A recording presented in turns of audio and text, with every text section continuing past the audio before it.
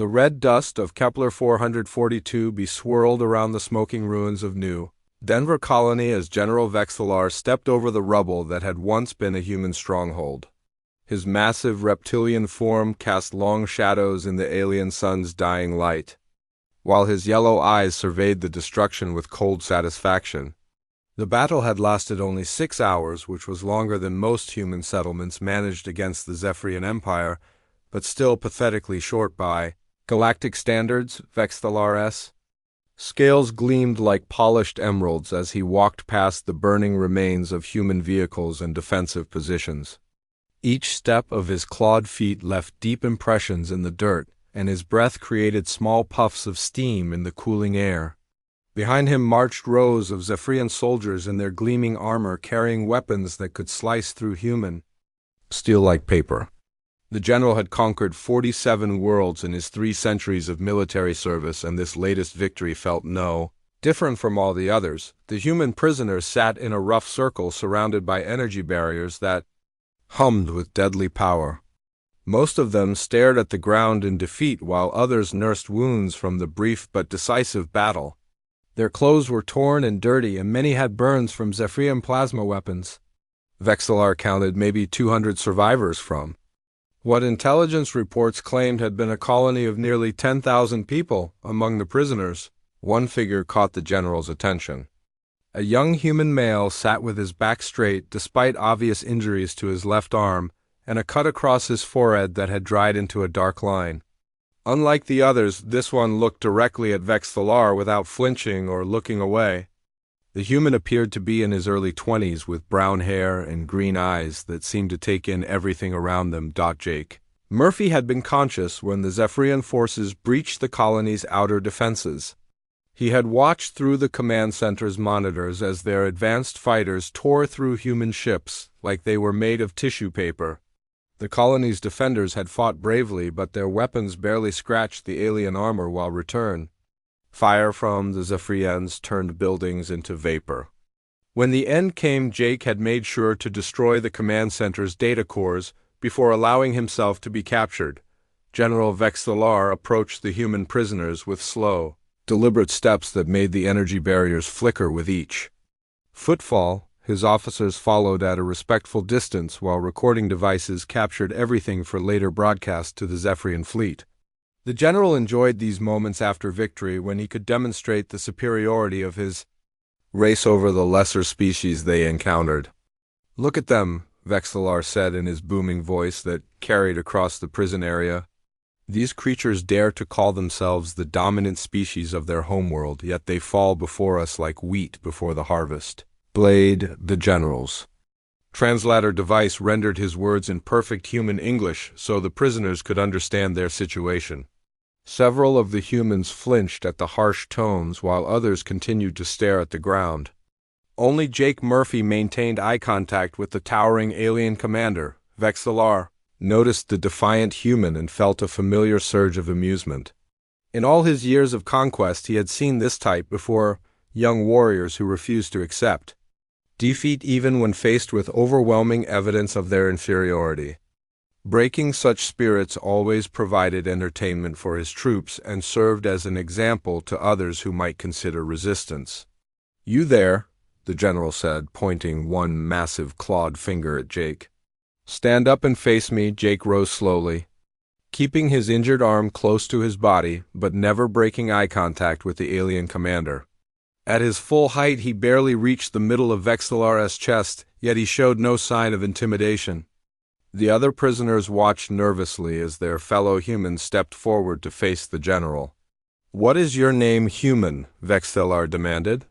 "Jake Murphy," came the steady reply. The general laughed, which sounded like grinding stones, mixed with steam hissing from a pressure valve. "Jake Murphy," he repeated mockingly. Such a simple name for such a simple creature. Vexillar began to circle the young human like a predator studying its prey. His officers recorded every moment while the other prisoners watched in terrified silence. The general's voice grew louder as he began his performance for the cameras. "Observe this specimen," Vexillar announced to his audience, both present and future. "This represents the pinnacle of human evolution after millions of years of development. No natural armor to protect his fragile skin, no enhanced strength to match even our younglings. No advanced senses that could detect danger beyond his pathetic range of hearing and sight. Jake remained motionless as the general continued his circuit around him. The human's green eyes tracked the alien's movement, but he offered no response to the insults. Something about that steady gaze began to irritate Vexillar, though he could not identify exactly why. Their weapons are crude chemical explosives that barely scratch our armor, the general continued.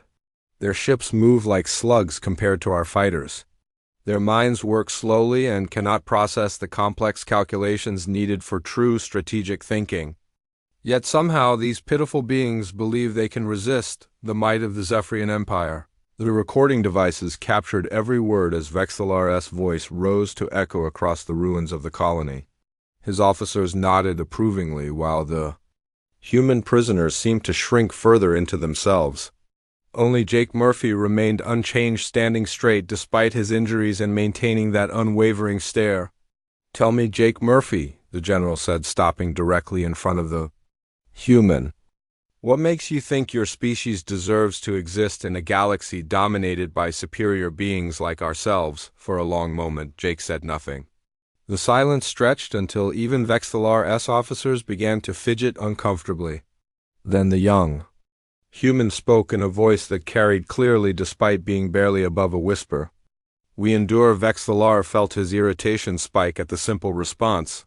"Endure," he repeated. "You endure like insects endure until someone steps on them. Your endurance means nothing against superior firepower and intellect." Jake's expression never changed as he replied, "We adapt, we learn, we survive." The general's laugh this time held less amusement and more frustration. Something about this human's calm responses disturbed him in ways he could not articulate. The creature should be begging for mercy or at least showing some sign of fear, yet Jake Murphy stood there as unmoved as stone. "Survive," Vexillar snarled. "Your colony is destroyed. Your people are dead or captured. Your pathetic resistance lasted barely 6 hours against a minor expeditionary force. What exactly have you survived?" Jake Murphy looked up at the towering alien commander, and for the first time since his capture allowed himself the ghost of a smile. Today, the simple word hung in the air like a challenge. Vexillar felt his temper rising as his officers shifted nervously behind him. This insignificant human was somehow managing to disrupt what should have been a routine demonstration of Zephyrian superiority. The general decided to end this irritating exchange and make an example that would be remembered. "Take this one to the detention ship," Vexillar ordered. "I want him kept alive for questioning. Perhaps breaking him slowly will provide some entertainment."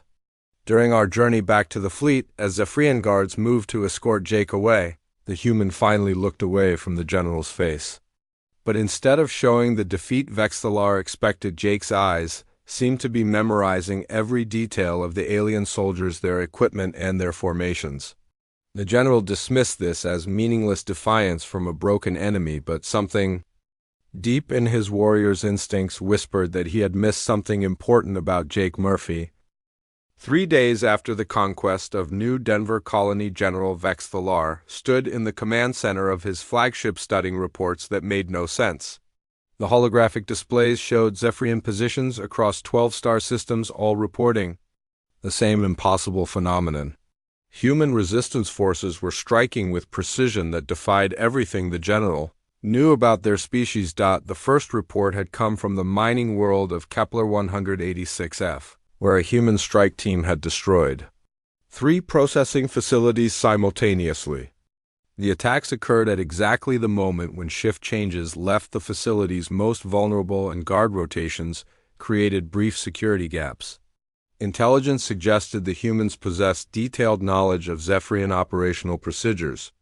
That should have been impossible to obtain. Commander Lisa Brooks approached the general's command platform, carrying a data tablet filled with more disturbing news. The human defector had served the Zephyrian Empire faithfully since early in the war, earning her position through demonstrated loyalty and tactical insight. Her pale features showed concern as she waited for permission to speak. "Report, Vexillar." commanded without looking away from the tactical displays. "Sir, the attacks are following a pattern," Lisa said, activating her tablet to project additional data into the holographic field. "Each strike targets our logistical weak points with timing that suggests intimate knowledge of our supply schedules and security rotations." The general's yellow eyes narrowed as he studied the new information. Red markers indicated 17. Successful human operations across Zephyrian-controlled space in just 72 hours. Each attack had achieved maximum damage with minimal casualties, suggesting professional military planning rather than desperate guerrilla tactics. "Our intelligence networks report no breaches," Vexillar said. "How are these primitives obtaining classified operational data?" Lisa hesitated before answering. "Sir, there is another possibility we should consider. The human prisoner you interrogated at New Denver Colony was present during several strategic briefings while being held in the detention area." Vexillar turned his massive head to stare at the human officer. Jake Murphy was unconscious most of that time, recovering from his injuries. Even if he overheard fragments of conversation, humans lack the mental capacity to process complex military information. "Perhaps we underestimated him, sir," Lisa replied carefully. "I have been reviewing the detention facility recordings and noticed several anomalies in the prisoner's behavior." The general activated the command center's main display and called up the relevant footage. Jake Murphy appeared on screen lying on a narrow bunk in the ship's holding cell. His injuries were clearly visible and his breathing seemed labored as medical sensors showed elevated stress indicators. To any observer, the human appeared to be a broken prisoner struggling to recover from trauma. "Show me these anomalies," Vexillar ordered. Lisa manipulated the playback controls to highlight specific moments during Jake's imprisonment. "Here, sir, at timestamp 1427. The prisoner appears unconscious but watches eye movements during Commander Thekvar's briefing about patrol schedules. The footage played in slow motion, showing Jake's closed eyelids flickering almost imperceptibly. The movements corresponded exactly with moments when sensitive information was being discussed outside his cell. Similar patterns appeared throughout his detention whenever Zephyrian officers conducted business within earshot of the human prisoner. "Micro-expressions suggest active listening despite apparent unconsciousness," Lisa continued. "The prisoner's breathing patterns also change at key moments, indicating heightened attention to specific topics." Vexillar studied the recordings with growing unease. His warrior instincts had warned him about Jake Murphy during their confrontation, but he had dismissed those feelings as paranoia. Now faced with evidence of deception, the general began to reconsider his assumptions about human capabilities. "Pull up the prisoner transport logs," he commanded. Lisa complied, and new data appeared showing the route of the detention ship carrying Jake Murphy back to the fleet. The vessel had followed standard protocols, making scheduled stops at 3 supply stations before reaching the main force. Each stop had lasted exactly long enough for routine maintenance and crew rotation. "The transport was attacked here," Lisa said, highlighting a section of space between the 2nd and 3rd supply stations. "Pirates using stolen human fighters overwhelmed the escort and freed all prisoners before our reinforcements could respond," the general's claws clicked against his command console as he processed this information. "Pirates do not possess the coordination or firepower to challenge a Zephyrian detention ship.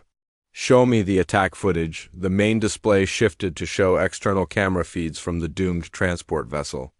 Small human fighters approached from multiple directions, using tactics that seemed almost suicidal until their true purpose became clear. Instead of trying to destroy the much larger Zephyrian ship, they targeted specific systems with surgical precision, disabling weapons and engines without causing catastrophic damage. "They knew exactly where to hit us," Vexillar observed. "Shield generators, communications arrays, propulsion systems, all targeted in sequence to maximize effectiveness while minimizing collateral damage," Lisa nodded grimly. "The attack pattern suggests detailed knowledge of our ship designs and defensive systems, knowledge that would normally require years of intelligence gathering or access to classified technical specifications." The general watched the footage.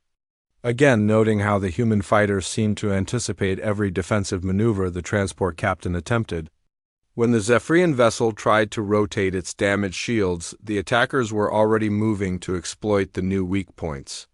The entire engagement lasted less than 8 minutes from first contact to the successful evacuation of all prisoners.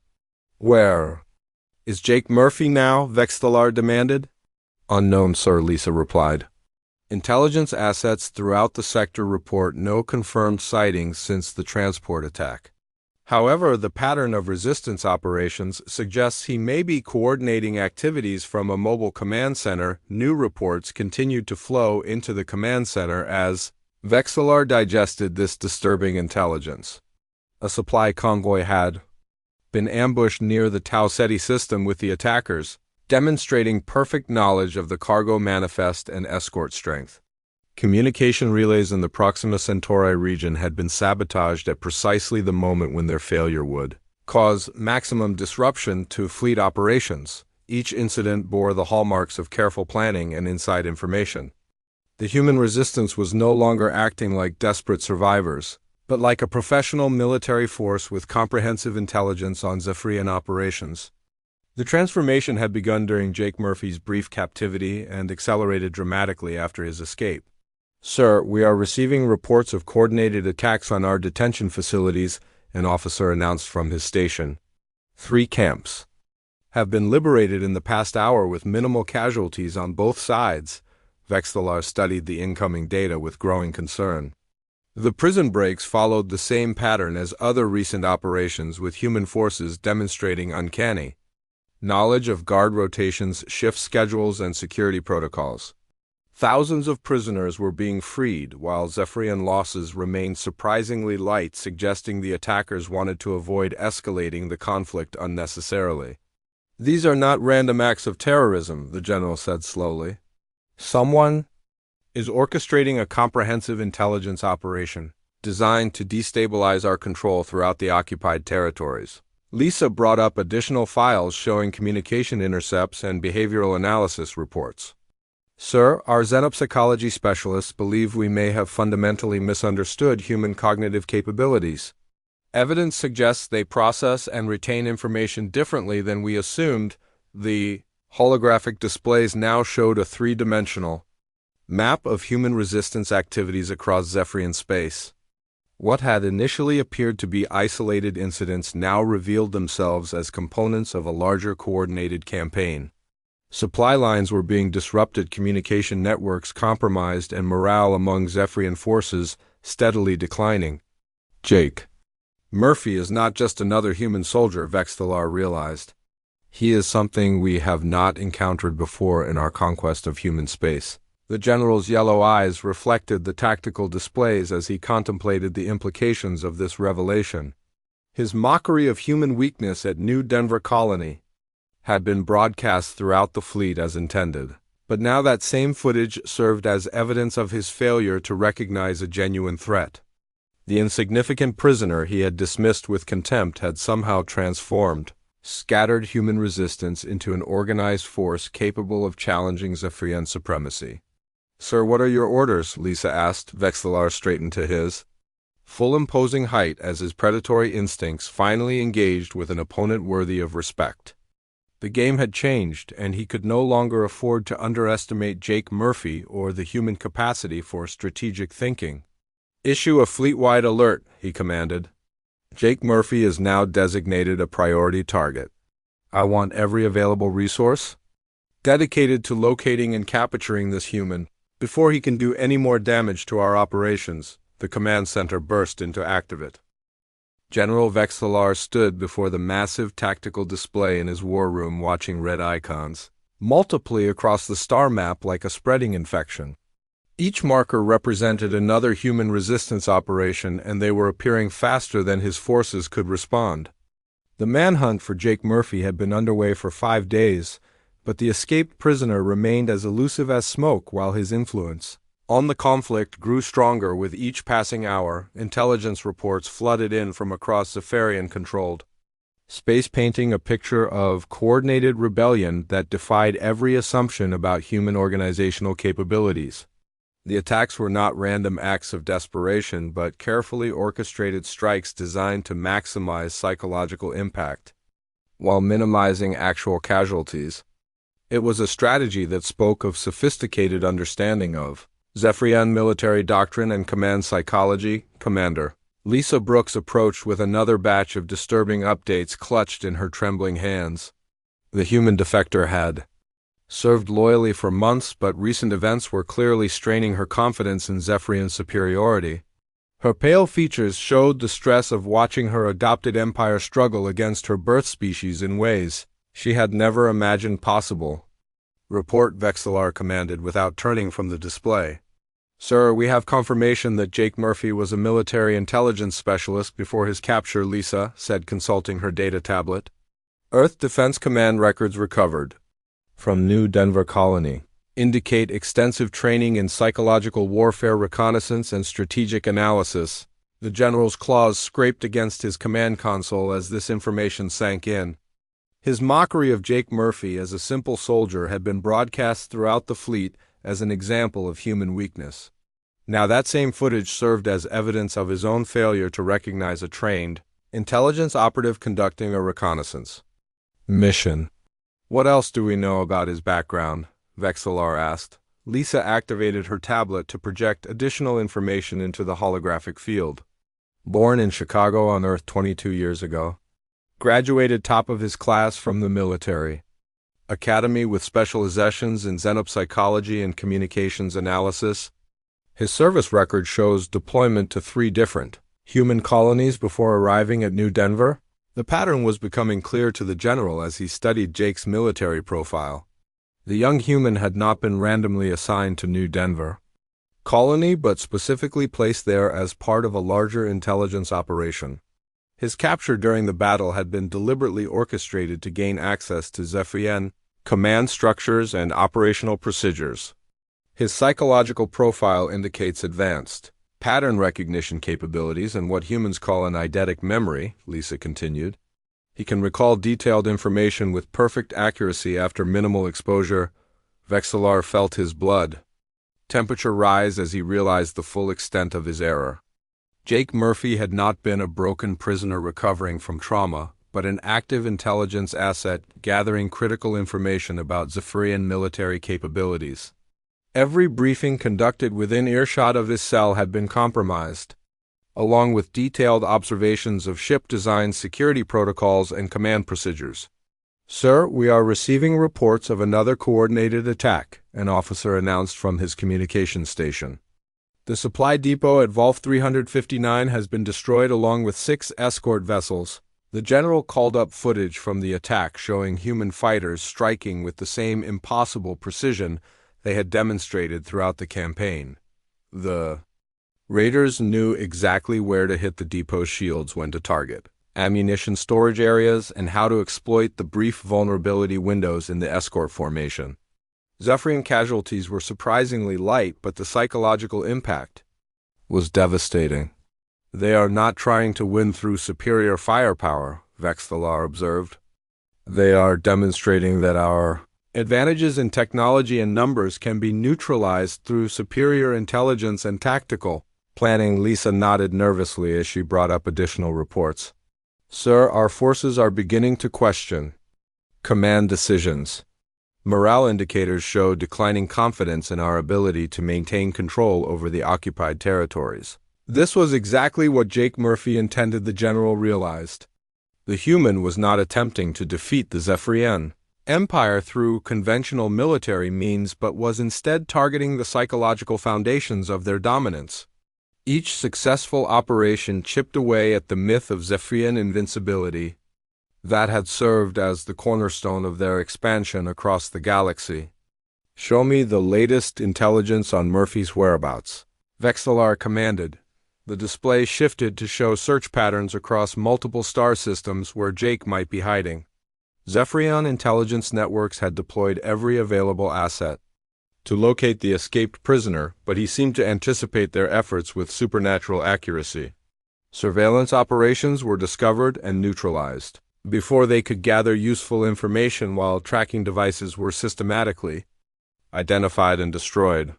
He is moving through the asteroid belt between the Ross 128 and Proxima Centauri systems, Lisa reported. Our sensors detect no human ships in the area, but resistance activities suggest he is coordinating operations from somewhere within that region. The general studied the tactical situation with growing frustration. The asteroid field provided perfect cover for small vessels while making large-scale military operations nearly impossible. Jake Murphy had chosen his hiding place well knowing that Zephyrian forces would struggle to locate him among the countless chunks of rock and metal drifting through space. "Sir, we have intercepted a human communication," the communications officer announced. "The transmission appears to be directed specifically at you." Vexillar activated the main display as Jake Murphy's face appeared on screen, looking calm and composed despite being a fugitive, hunted by the most powerful military force in the galaxy. The young human showed no signs of stress or fatigue, and his green eyes held the same unwavering confidence the general remembered from their first encounter. "General Vexillar," Jake said with a slight smile, "I hope you are enjoying our little game of hide-and-seek." The audacity of the human's casual tone sent waves of anger through the general's massive frame. This insignificant creature was mocking him again, but now from a position of apparent strength, rather than as a defeated prisoner. The change in their relative circumstances was deeply disturbing to a warrior who had known only victory for 3 centuries. "You cannot hide forever, Murphy," Vexillar snarled into the communication system. "My forces will find you, and when they do, you will pay dearly for this insolence." Jake's expression never changed as he replied, "I am not hiding, General.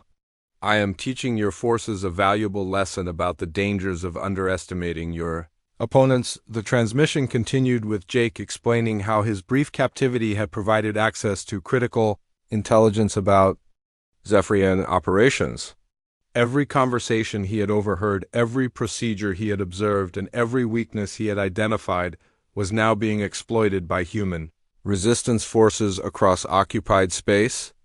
"You wanted to know what makes humans dangerous," Jake said. "It is not our strength or our technology. It is our ability to adapt, to learn from our mistakes, and to turn our enemies' advantages against them." Vexillar realized that Jake was not just communicating with him, but was broadcasting to both human and Zephyrian forces throughout the sector. The message was designed to inspire human resistance while undermining Zephyrian confidence in their leadership. It was another example of the sophisticated psychological warfare that had characterized every aspect of Jake's campaign. "I have a proposition for you, General," Jake continued. "Meet me at the abandoned mining station in the Kepler 438 system. Come alone with minimal escort, and I will provide you with intelligence about human fleet movements that you need to prevent a much larger disaster." The communication ended, leaving Vexillar staring at a blank screen while his officers waited for orders. Every instinct warned him that Jake's offer was a trap, but the intelligence about human fleet movements could be crucial to maintaining Zephyrian control over the occupied territories. The general found himself caught between his warrior's pride and his strategic responsibilities. "Sir, it is obviously a trap," Lisa said, breaking the tense silence.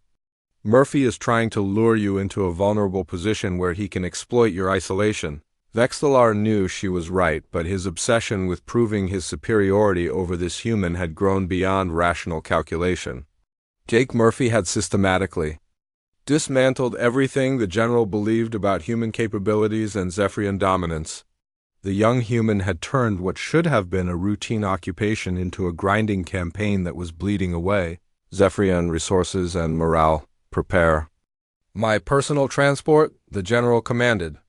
"I will meet with this human and demonstrate that Zephyrian warriors do not cower before inferior species." His officers exchanged worried glances, but none dared to question their commander's decision directly. Vexillar had built his reputation through 3 centuries of military success, and his judgment had never been questioned until Jake Murphy appeared to challenge everything he thought he knew about warfare. "Sir, at least allow me to accompany you with a full security detail," Lisa pleaded. The abandoned mining station drifted silently through the void of the Kepler 438 system. like a metallic corpse forgotten by time. Its darkened corridors and empty chambers bore witness to decades of neglect since the precious metal deposits had been exhausted and the workers relocated to more profitable ventures. General Vexillar studied the station through his transport's viewports as his small escort fleet approached the designated meeting coordinates. The structure was larger than he had expected, with multiple docking bays and processing facilities that could easily conceal ambush forces or hidden weapons. His tactical sensors detected no active energy signatures beyond basic life support systems, but Jake Murphy had already demonstrated an unsettling ability to mask his true capabilities behind appearances of vulnerability and weakness. Commander Lisa Brooks sat beside the general, monitoring communication channels and scanning for any sign of human military activity in the surrounding space. Her loyalty to the Zephyrian Empire remained unquestioned, but recent events had clearly shaken her confidence in their inevitable victory over her birth species. The stress showed in her pale features and the way her hands trembled slightly as she operated her control panel. No signs of human fleet activity, Lisa reported. The station appears to be operating on minimal power with only basic environmental systems active in the central hub. Vexillar nodded but kept his yellow eyes focused on the tactical displays showing their approach vector. Every instinct warned him that this meeting was a carefully orchestrated trap, but his warrior's pride demanded that he face Jake Murphy directly rather than continue this game of shadows and psychological warfare. The young human had challenged Zephyrian supremacy in ways that could not be ignored or delegated to subordinates. "Sir, I am detecting a single human life sign in the station's main conference chamber," the sensor operator announced. "No other contacts visible, but there are significant blind spots where additional forces could be hiding." The general's claws clicked against his armrest as he considered the tactical situation. Jake Murphy was apparently keeping his word about meeting alone, but that meant nothing given his demonstrated talent for deception and misdirection. The conference chamber's location in the station's heart would provide excellent acoustics for any recording devices while limiting escape routes for both participants. "Dock at Bay 7, Vexillar commanded. Deploy security teams to sweep the surrounding areas but keep them out of the central hub. This confrontation will be settled between Murphy and myself." The transport shuddered slightly as magnetic clamps engaged with the ancient docking mechanism and airlocks cycled to equalize pressure between the two vessels. Through the transparent aluminum viewports, the general could see the station's darkened corridors, stretching away into shadow like the tunnels of some vast underground tomb. Emergency lighting cast everything in an eerie red glow that reminded him uncomfortably of blood. Vexillar rose from his command chair and checked his personal weapons while his security detail prepared for deployment. His ceremonial armor gleamed with polished scales that had been earned through 3 centuries of military victories, and his reputation throughout the galaxy was built on personal combat prowess as much as strategic brilliance. Whatever trap Jake Murphy had prepared, the general was confident in his ability to survive through superior physical capabilities. "Sir, please reconsider this course of action," Lisa pleaded one final time. "Murphy has demonstrated sophisticated planning abilities, and this meeting serves his purposes more than ours." The general paused to study his human intelligence officer, noting the genuine concern in her expression. Lisa had served faithfully since defecting early in the war, but her divided loyalties were becoming increasingly apparent as the conflict evolved beyond simple conquest into something resembling actual military competition between equal forces. "Your concerns are noted, Commander," Vexillar replied. "But this human has made our conflict personal, and I will not hide behind subordinates while he continues to mock Zephyrian military superiority." The airlock opened with a hiss of equalizing atmosphere, and the general stepped into the mining stations corridors, followed by Lisa and 2 elite guards. Their footsteps echoed strangely in the empty passages, while their armor lights carved tunnels of visibility through the omnipresent shadows. The station's architecture was purely functional, with exposed pipes and cables running along the walls like mechanical veins. They made their way through the maze of corridors, following directional signs toward the central hub where Jake Murphy waited. The general noted several locations that would serve as excellent ambush points, but his tactical sensors detected no hostile activity beyond the single human life sign in the conference chamber. Either Murphy was truly alone or his people were using technology that could fool. Zephyrian detection systems, the conference chamber doors stood open, revealing a circular room with a large table at its center and viewports offering spectacular views of the red dwarf star that dominated the system. Jake Murphy sat calmly at the far end of the table with his hands folded in front of him, like a businessman waiting for a routine meeting. He wore simple civilian clothes rather than military uniform and showed no visible weapons or defensive equipment. "General Vexillar," Jake said, rising to his feet as the Zephyrian delegation entered. "Thank you for accepting my invitation." The young human's casual tone sent familiar waves of anger through the general's consciousness, but this time he recognized the emotion as a carefully orchestrated response. Jake was deliberately provoking him using psychological techniques designed to cloud judgment and encourage rash decisions. It was another example of the sophisticated manipulation that had characterized every aspect of their interactions. "You promised intelligence about human fleet movements," Vexillar said, taking a position across the table from his opponent. "Deliver this information or face the consequences of wasting my time."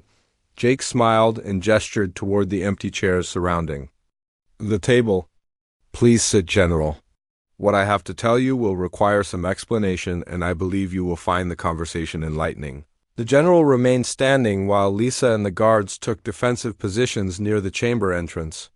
Something about Jake's calm confidence disturbed him in ways he could not articulate, but his warrior instincts screamed warnings that this entire situation was proceeding according to the humans' carefully laid plans. "The intelligence you seek concerns the movement of Earth Defense Command's reserve fleet," Jake began. 75 heavy cruisers and accompanying escort vessels are currently en route to reinforce human positions in the outer colonies. This information sent shock waves through Vexillar's strategic calculations. A fleet of that size would represent a significant threat to Zephyrian control over the occupied territories and could potentially challenge his forces for supremacy in several key systems. The general felt his anger shifting toward genuine concern as he realized the implications of major human reinforcements. "Where is this fleet now?" he demanded. Jake consulted a small data device that he produced from his pocket. "Approximately 18 hours from the Ross 128 system, moving at maximum sustainable velocity. Their arrival will coincide with coordinated uprisings on 7 human worlds currently under your control." The scope of this revelation was staggering, and Vexillar found himself struggling to process the strategic implications. A simultaneous rebellion across multiple systems, supported by fresh military forces, would stretch Zephyrian resources beyond their breaking point. His occupation forces were already demoralized by the recent string of intelligence failures and resistance victories. "Why are you telling me this?" the general asked suspiciously. "This information could save thousands of Zephyrian lives if acted upon quickly." Jake's expression grew more serious as he leaned forward across the table. "Because I want you to understand the true nature of the situation you have created through your arrogance and contempt for human capabilities." The young human activated his data device to project a holographic star map showing Zephyrian positions throughout occupied space. Red markers indicated locations where resistance activities had occurred, while blue arrows showed the approaching human fleet's projected route. The tactical picture painted by this information was deeply disturbing to any military professional. "Every attack your forces have suffered was designed to gather intelligence about your defensive capabilities and response patterns," Jake explained. "My brief captivity aboard your flagship provided detailed information about command structures and operational procedures that has been disseminated throughout human intelligence networks." Vexillar felt the foundations of his worldview shifting as Jake's words sank in. The escaped prisoner he had dismissed as insignificant had somehow orchestrated a comprehensive intelligence operation that penetrated every level of Zephyrian military organization. The psychological warfare campaign that had demoralized his forces was merely the visible component of a much larger strategic plan. You have been fighting the wrong war, General, Jake continued. While you focused on demonstrating technological superiority, human intelligence services have been mapping your weaknesses and preparing countermeasures for every advantage you thought you possessed. Jake Murphy stepped closer to the viewport as the red dwarf star's dying light cast long shadows across the conference chamber floor. General Vexillar watched the young human with growing unease as pieces of an elaborate puzzle began falling into place in his mind. The meeting that he had expected to be a trap was revealing itself as something far more sophisticated and disturbing than simple military ambush. You still do not understand, do you, General? Jake said without turning from the starlit view. This entire confrontation from my capture at New Denver Colony to this moment has been orchestrated to serve a purpose far beyond simple intelligence gathering. Vexillar felt his claws extend involuntarily as predatory instincts responded to threats his conscious mind had not yet fully recognized. Behind him, Commander Lisa Brooks and the two guards shifted nervously while monitoring their sensor displays for signs of approaching enemy forces. The mining station remained silent around them, but the general could sense invisible currents of tension building towards some inevitable climax. Explain yourself, human, Vexillar commanded. Jake turned from the viewport and smiled, with genuine warmth that seemed completely out of place in their deadly serious discussion. Do you remember what I told you during our first meeting, General? I said that humans endure, adapt, learn, and survive. You dismissed those words as meaningless bravado from a defeated prisoner. The young human walked slowly around the conference table as he spoke, keeping his hands visible and his movements unthreatening. Yet something in his manner suggested coiled energy waiting to be released at the proper moment. His green eyes never left the general's face as he continued his explanation. My capture was indeed planned, but not for the reasons you have assumed, Jake said. Yes, I gathered valuable intelligence about your operations and procedures. Yes, that information has been used to coordinate resistance activities across occupied space. But those were secondary objectives compared to my primary mission. Vexillar's warrior instincts screamed warnings as Jake's casual confidence triggered memories of their original confrontation. The human had displayed the same unshakable calm while surrounded by victorious Zephyrian forces and facing apparent torture or death. Now that same composure seemed infinitely more threatening in the context of everything that had happened since. Your primary mission, the general repeated. Jake nodded and activated his data device again, causing new holographic displays to appear around the chamber. These were not tactical maps or intelligence reports, but recordings of Vexillar himself during various moments throughout their conflict. The general saw his own image broadcast to the fleet, while mocking human weakness and promising swift victory over the resistance forces. My mission was to study you specifically, General Vexillar, Jake explained. Human intelligence identified you as the key to Zephyrian morale and the psychological foundation of your empire's expansion throughout this sector. Breaking your reputation would have strategic consequences far beyond any single military victory. The recordings played scenes from their interrogation at New Denver Colony, showing the general's contemptuous dismissal of human capabilities while Jake stood silently absorbing every detail of Zephyrian procedures and personalities. Other footage showed Vexillar's growing frustration as the resistance campaign evolved beyond his ability to counter with conventional military responses. Every interaction between us has been calculated to exploit specific aspects of your psychological profile, Jake continued. Your arrogance, your need for validation, your inability to admit mistakes, and your tendency to personalize strategic challenges. I have been playing your own personality against you from the very beginning. Vexillar felt his blood temperature rising as the full scope of Jake's manipulation became clear. The escaped prisoner had not simply gathered intelligence, but had studied the general himself like a specimen in a laboratory. Every response, every decision, and every emotional reaction had been anticipated and incorporated into an elaborate campaign designed to destroy his Effectiveness as a military leader. The resistance operations were never intended to defeat your forces through superior firepower, Jake said. They were designed to demonstrate that your vaunted superiority could be neutralized by a single human with sufficient intelligence and determination. Each successful attack chipped away at the myth of Zephyrian invincibility that your entire empire depends upon. Commander Lisa Brooks stared at her data tablet in horror as additional information appeared showing the true scope of human intelligence penetration throughout Zephyrian space. Communication networks had been compromised, command codes had been broken, and detailed psychological profiles existed for every major military leader in the occupation forces.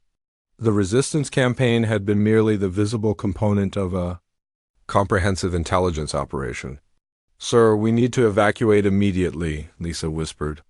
"This entire station could be rigged with explosives or monitoring devices." Jake heard her concerns and shook his head with apparent amusement. "Commander Brooks, your loyalty to your adopted empire is admirable but misplaced. There are no explosives here and no hidden weapons. This meeting is being recorded, but not for the reasons you fear." The young human gestured toward the chamber's viewports where the red dwarf star continued its eternal dance through the void. "Hidden throughout this station are not weapons, but communication arrays broadcasting our conversation to every human and Zephyrian ship within 50 light years. This confrontation will be witnessed by both sides as the moment when your general finally understood what makes humanity truly dangerous." Vexthalar realized that his mockery of Jake Murphy at New Denver Colony was about to be answered in the most public and humiliating way possible. The human had engineered this entire scenario to demonstrate that Zephyrian military doctrine and psychological assumptions were fundamentally flawed when applied to truly adaptive opponents. "You have spent 3 centuries conquering primitive civilizations that could not match your technological advantages," Jake said. "But humanity is different, General.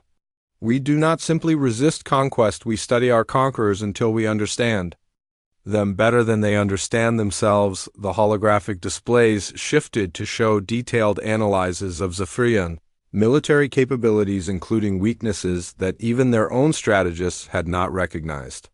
Supply chain vulnerabilities, command structure inefficiencies, and psychological blind spots were all cataloged with clinical precision.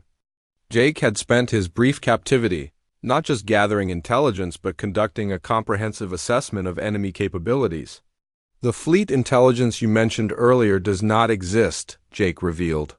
"There are no 75 human cruisers approaching Ross 128 and no coordinated uprisings planned for your occupied worlds. That information was fabricated to test whether you would act on unverified intelligence when your emotions overrode your judgment." Vexthalar felt the floor of his worldview crumbling as Jake's deception became clear. The general had risked everything to attend this meeting based on false intelligence that exploited his desperation to maintain control over deteriorating strategic situation. He had been manipulated as easily as an inexperienced recruit facing combat for the first time. "But the resistance operations were real," Jake continued. "Every attack, every sabotage mission, and every intelligence breach actually occurred using information I gathered during my captivity aboard your flagship. The difference is that those operations were conducted by small teams rather than major military formations." The young human walked to the chamber's central table and placed both hands flat on its surface while looking directly into General Vexthalar's yellow eyes. "Do you want to know the most important thing I learned about your species during my time as your prisoner general? Zephyrians are individually superior to humans in almost every measurable category, but you have one critical weakness that makes you vulnerable to coordinated human intelligence operations." Vexthalar found himself leaning forward despite his efforts to maintain emotional control. Jake Murphy had systematically destroyed every assumption about human capabilities while demonstrating strategic thinking that matched or exceeded anything in Zephyrian military doctrine. The general needed to understand how this transformation had been possible. "Your weakness is that you cannot imagine intelligence without arrogance," Jake said quietly. "Every Zephyrian commander believes their personal superiority extends to their strategic judgment, and you cannot conceive of an opponent who might be smarter than you are without also being physically stronger or technologically more advanced. The conference chamber fell silent as both sides absorbed the implications of this revelation. Through the viewports, the red dwarf star continued burning with the light of nuclear fusion, while human and Zephyrian representatives faced each other across a divide that had suddenly become much wider than simple military conflict. Humanity's greatest weapon is not our technology or our courage, Jake concluded. It is our ability to recognize our own limitations and compensate for them. Through cooperation, collective intelligence, and adaptive learning. You laughed at one human soldier general, but you forgot that behind every human stands the accumulated knowledge and determination of our entire species, as if summoned by Jake's words, new contacts.